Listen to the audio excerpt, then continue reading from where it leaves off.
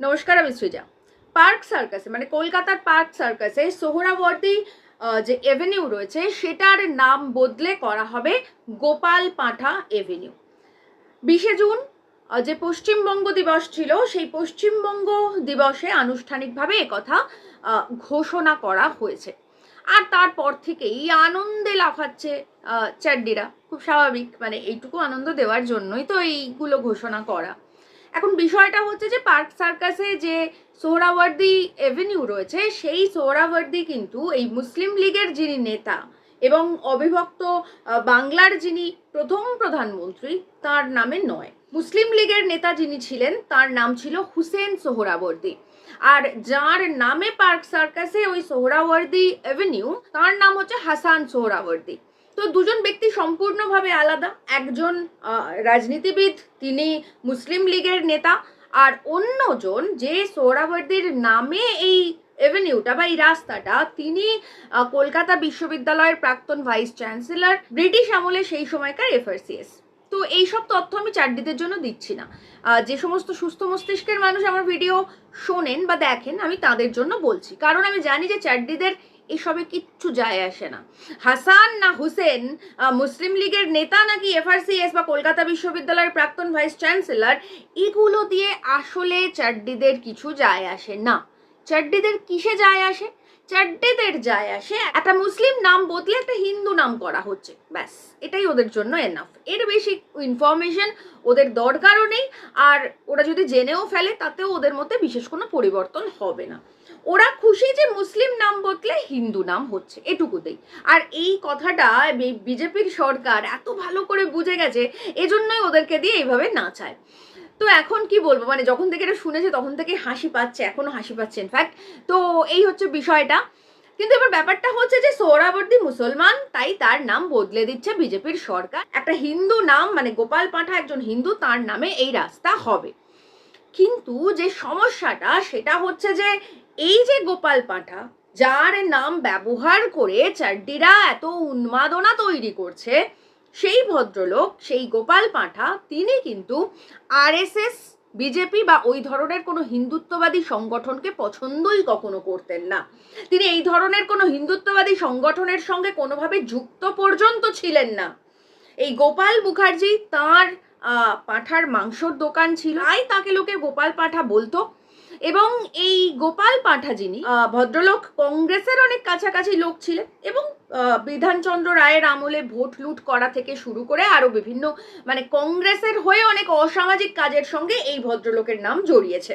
আমরা জানি কয়েকদিন আগে একটা সিনেমা রিলিজ করেছিল Bengal files, the Bengal files. সেখানে এই গোপাল পাঁঠার চরিত্রকে হিন্দুত্ববাদী চরিত্র হিসেবে প্রজেক্ট করা হয়েছিল, এবং সেই কারণের জন্য গোপাল পাঁঠার নাতি শান্তনু মুখোপাধ্যায় তিনি রীতিমতন কোর্টে গেছিলেন, এবং কোর্টে গিয়ে এই স্টেটমেন্ট দিয়েছেন যে গোপাল পাঁঠাকে যেন কোনোভাবেই বা গোপাল মুখার্জিকে যেন কোনোভাবেই কোনো হিন্দুত্ববাদী সংগঠনের মেম্বার হিসেবে প্রজেক্ট করা না হয়, কারণ ওই ছবিতে যেভাবে গোপাল পাঁঠাকে প্রজেক্ট করা হয়েছে যে আরএসএস বা হিন্দুত্ববাদী সংগঠনের একজন মেম্বার হিসেবে, সেটাতে তার পরিবারের তরফ থেকে আপত্তি তোলা হয়েছে। মানে ভাবুন, পরিবারের তরফ থেকে বয়ান দিয়ে বলা হচ্ছে যে এই গোপাল মুখার্জিকে বা গোপাল পাঁঠাকে খুনি, অ্যান্টি সোশ্যাল, ব্যাংক লুটকারী, অসামাজিক, যে কোনো কিছু বলতে পারো, শুধু হিন্দুত্ববাদী সংগঠনের সঙ্গে যুক্ত কোনো ক্যারেক্টার বানিও না।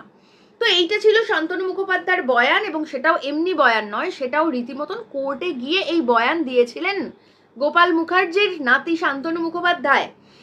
তো এখন চাড্ডিরা এই গোপাল পাঁঠার নামে এই সোহরাওয়ার্দী যে এভিনিউ, যা দীর্ঘদিন ধরে পার্ক সার্কাসে রয়েছে, সেটাকে পরিবর্তন করে দেবে। কিন্তু আমাদের তো প্রশ্ন তোলা উচিত যে কেন গোপাল মুখার্জি বা গোপাল পাঁঠা, অন্য কেউ নয় কেন? কারণ চাড্ডিদের তো এসব মাথায় আসবে না। তাই যদি কোনো প্রশ্ন তুলতে হয় তাহলে সেটা আপনাকে আমাকেই তুলতে হবে। এখন কেন গোপাল পাঁঠা, সেটা যদি আমরা একটুখানি আলোচনা করি তাহলেই আমরা বুঝতে পারবো যে আসলে এই যে বিজেপি, এই যে আরএসএস, এদের আসলে স্বাধীনতা সংগ্রামে বা ব্রিটিশ ভারতে যে ভূমিকা, সেটা এতটা কলুষিত, এতটা নোংরা, অসভ্য, বর্বর একটা ইতিহাস এদের, যে এদের কাছে আঁকড়ে ধরার মতন এরকম একখানা লোক নেই যাকে আঁকড়ে ধরলে ওরা নিজেদেরকে গর্বিত করতে পারে। ওদের যারাই রয়েছে তাদেরই ইতিহাস এত কলুষিত যে তাদের সম্পর্কে কিছু বলতে গেলেই মানুষ এত অপোজিটে ব্যাখ্যা দেয় এবং তথ্য প্রমাণ দেয় যে ওদের পক্ষে এটে ওঠা সম্ভব নয়। যেমন এখন যদি ওরা সাভারকারকে নিয়ে নাচানাচি করে তাহলে মুচলেখা নিয়ে আমরা এত বলতে শুরু করি, ওরা কয়েকবার চেষ্টা করে রিভার্ট ব্যাক করতে, ডাঙ্গে নিয়ে বলে, পিসি যোশী নিয়ে বলে, কিন্তু এগুলো মানুষ খায় না, সেটা ওরাও জানে।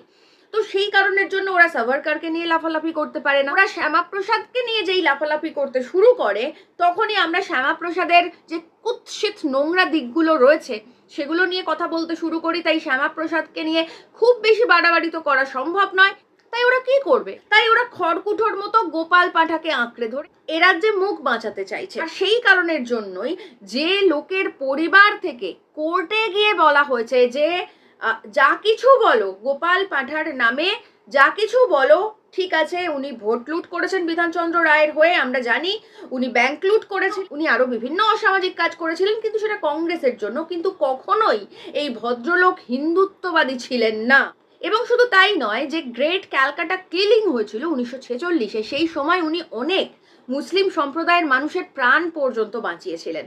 তো এই গোপাল পাঁঠা কংগ্রেসের হয়ে ভোট লুট করতে পারেন বা আরো অন্যান্য অসামাজিক কাজ করতে পারেন, কিন্তু উনি হিন্দুত্ববাদী বা চাড্ডিদের সঙ্গে দূর দূর পর্যন্ত কোনো সম্পর্ক যুক্ত নয়। তো এরকম একটা লোককে আঁকড়ে ধরে এখন চাড্ডিদের হিন্দু বীর সাজাতে হচ্ছে, হিন্দু বীর সাজতে হচ্ছে। ঠিক এই একই ঘটনা আমরা দেখেছি বল্লভভাই প্যাটেলের ক্ষেত্রে। আমরা জানি যে চাড্ডিরা বল্লভভাই প্যাটেলের মূর্তি এনেছে বিশাল বড়, তাও সেটা এনেছে চীন থেকে। সেই চীন থেকে মূর্তি এনে ওরা গুজরাটে প্রতিষ্ঠা করেছে এবং বল্লভভাই প্যাটেলের নামে একেবারে গদগদ হয়ে যায়। কিন্তু এখন প্রশ্ন হচ্ছে, বল্লভভাই প্যাটেল কি এই চাড্ডিদেরকে খুব পছন্দ করতেন? প্রথম কথা হচ্ছে, বল্লভভাই প্যাটেল আজীবন কংগ্রেস নেতা ছিলেন, আমরা জানি। তারপরেও চাড্ডিদেরকে বা বিজেপিকে বল্লভভাই প্যাটেলকে আইকন বানিয়ে তার মূর্তি বসাতে হচ্ছে। তাও কোন বল্লভভাই প্যাটেলকে? যে বল্লভভাই প্যাটেল স্বাধীনতার পর প্রথম আরএসএসকে ব্যান করেছিলেন, কারণ বল্লভভাই প্যাটেল ছিলেন ভারতবর্ষের প্রথম স্বরাষ্ট্রমন্ত্রী। আরএসএস এই যে আমাদের ভারতীয় পতাকা, তেরঙ্গা পতাকা, সেটা মানতে চায়নি। ওরা বলেছিল যে স্যাফরন কালারের ফ্ল্যাগ হবে ভারতবর্ষের, স্বাধীন ভারতবর্ষের ফ্ল্যাগ হবে একেবারে হিন্দুত্ববাদীদের আকারে এবং সেটা গেরুয়া রঙের হবে। সেই কারণের জন্য ওরা আমাদের ভারতীয় যে তেরঙ্গা পতাকা, সেই পতাকাকে মানতে চায়নি। শুধু মানতে রাজি হয়নি এরকম না, অন্যান্য মানুষ, দেশের মানুষ যাতে এই পতাকা না মেনে নেন সেটার জন্য প্রচারও চালিয়েছিল। আর সেটা দেখেই ভারতবর্ষের প্রথম স্বরাষ্ট্রমন্ত্রী বল্লভভাই প্যাটেল এই আরএসএসকে ব্যান করে দিয়েছিলেন। কিন্তু তার পরবর্তীতে আমরা কি দেখছি? আমরা দেখতে পাচ্ছি মোদির জমানায় এখন বল্লভভাই প্যাটেলকে পুজো করছে চাড্ডিরা, এমনকি তার মূর্তি এনে বসাচ্ছে ওই গুজরাটে, তাও সেটা আবার চীন থেকে। তো এরপর আমরা যার নাম অবশ্যই নেব তিনি সুভাষচন্দ্র বসু, নেতাজি। নেতাজিকে চাড্ডিরা আজকাল এমন ভাবে পুজো করে যেন মনে হয় যে নেতাজি বোধহয় এই বিজেপি করতেন বা আরএসএস করতেন বা জনসংঘ করতেন বা হিন্দু মহাসভা করতেন, অথচ ঘটনা কিন্তু তার সম্পূর্ণ আলাদা। নেতাজি কিন্তু ঘোরতর হিন্দু মহাসভা বিরোধী এবং শ্যামাপ্রসাদ মুখার্জি বিরোধী ছিলেন। নেতাজি রীতিমতন অর্ডার দিয়েছিলেন তার দলের সদস্যদের, কর্মীদের, যে যখনই হিন্দু মহাসভা কোথাও কোনো সভা করবে, মঞ্চ বাঁধবে, সেটা যেন ভেঙে দেওয়া হয় এবং হিন্দু মহাসভার কর্মীদের যেন একেবারে মেরে ঠান্ডা করে দেওয়া হয়। ইনফ্যাক্ট নেতাজি সুভাষচন্দ্র বসু তিনি নিজেও শ্যামাপ্রসাদ মুখার্জিকে ঢিল ছুঁড়ে মেরেছিলেন যাতে এই সভা, এই মঞ্চ বানচাল হয়ে যায়। অন্যদিকে আবার আরএসএসও কিন্তু তাদের যে পত্রিকা, সেই পত্রিকায় একটা রাবণের মুখ এঁকেছিল। সেই রাবণের মুখে 10টা মাথা আঁকা হয়েছিল। সেই 10টা মাথার মধ্যে একটা মাথা ছিল সুভাষচন্দ্র বসুর। তো এই ছিল পরাধীন ভারতে, ব্রিটিশ ভারতে সুভাষচন্দ্র বসুর সঙ্গে আরএসএস এর সম্পর্ক। কিন্তু এখন চাড্ডিরা কি করে? এখন এমন একটা হাবভাব করে, আমার তো প্রতিটা ভোট দেখলে মনে হয় যে এবার ভোটে বোধহয় ওরা নেতাজিকে ক্যান্ডিডেট করে দেবে।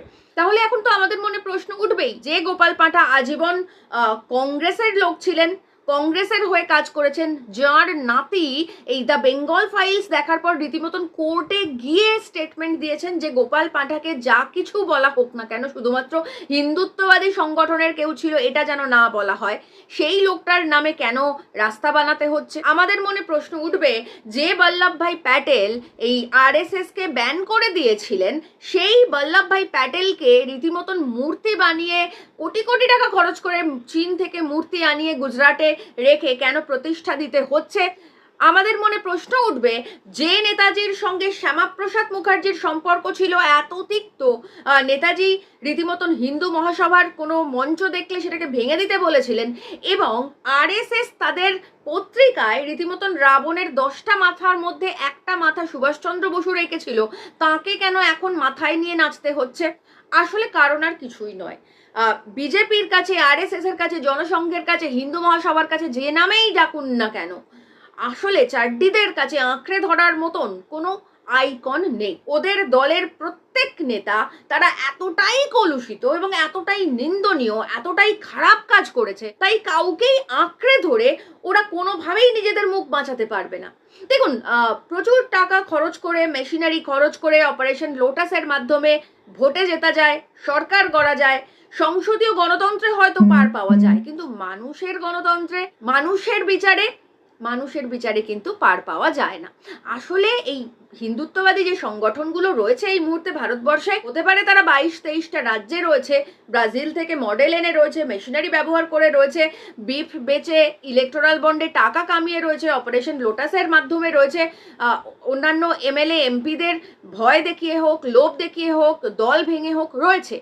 কিন্তু এই থাকাটা না আসলে শুধুমাত্র সংসদীয় সিস্টেমের মধ্যেই থাকা। মানুষের মনে থাকতে গেলে যা যা যোগ্যতা দরকার, সেই যোগ্যতা বিজেপির কখনো ছিল না, এখনো নেই, এবং আগামীতেও কখনো হবে না। আর সেই কারণের জন্য চাড্ডিদের কাছে এই আইকন বিভিন্ন জায়গা থেকে ধার করতে হয়। সেই কারণের জন্য চাড্ডিদের আইকনের জন্য এত হাহাকার।